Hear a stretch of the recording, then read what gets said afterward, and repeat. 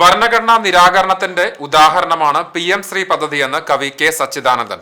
CPI Thrissur ജില്ലാ കൗൺസിലും ബഹുജന സംഘടനകളും ചേർന്ന് തൃശൂരിൽ സംഘടിപ്പിച്ച PM ശ്രീ വിരുദ്ധ മതേതര വിദ്യാഭ്യാസ സംഗമം ഉദ്ഘാടനം ചെയ്ത് സംസാരിക്കുകയായിരുന്നു അദ്ദേഹം. PM ശ്രീ നടപ്പാക്കാൻ തീരുമാനിച്ചാൽ നാഷണൽ എഡ്യൂക്കേഷൻ പോളിസിയും നടപ്പാക്കേണ്ടി വരും. കേരളത്തിൽ അത് വേണോ എന്നതാണ് ചോദ്യം. ദീർഘകാലം അധ്യാപകനായി പ്രവർത്തിച്ച ഒരാളെന്ന നിലയിൽ PM ശ്രീ പദ്ധതിയുടെ ദോഷവശങ്ങൾ എന്താണ് എന്നതിനെക്കുറിച്ച് തനിക്ക് നല്ല ബോധ്യമുണ്ട്. അത് ഭാവി തലമുറയെ എപ്രകാരമാണ് തകർക്കുക എന്നതും അറിയാം.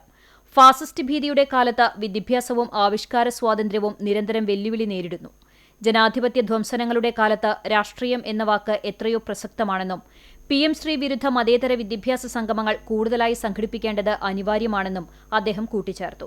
ഏത് ഭരണകൂടമായാലും ആ ഭരണകൂടത്തിൻ്റെ പദ്ധതിക്ക്, അതിൻ്റെ ആലോചനയ്ക്ക്, ചിലപ്പോൾ ഗൂഢാലോചനയ്ക്ക് അനുകൂലമായ രീതിയിലായിരിക്കും അത് വിദ്യാഭ്യാസ പദ്ധതിയെ രൂപപ്പെടുത്തുക.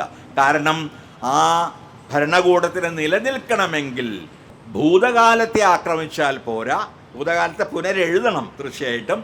വർത്തമാനകാലത്തെ മാത്രം പോലും ആക്രമിച്ചാൽ പോരാ, ഭാവി കാലത്തെ മനസ്സുകളെ തങ്ങൾക്കനുകൂലമായി രൂപപ്പെടുത്തണം. ഗൂഢമായ, ഇരുണ്ട, ഭീകരമായ ഒരു പരിശ്രമം എന്ന നിലയിലാണ് ഒരുപക്ഷെ നാം ഈ പുതിയ വിദ്യാഭ്യാസ പദ്ധതിയെ കാണേണ്ടത്. CPI ജില്ലാ സെക്രട്ടറി KG ശിവാനന്ദൻ അധ്യക്ഷനായി. AIYF സംസ്ഥാന പ്രസിഡന്റ് K ഷാജഹാൻ, CPI ജില്ലാ അസിസ്റ്റന്റ് സെക്രട്ടറിമാരായ advocate TR Ramesh Kumar, EM Satheesan, ജില്ലാ panchayat vice president TK Sudheesh, VS Prince, Sheela Vijayakumar, T Pradeep Kumar, വിവിധ ബഹുജന സംഘടനകളുടെ ജില്ലാതല ഭാരവാഹികൾ തുടങ്ങിയവർ സംസാരിച്ചു.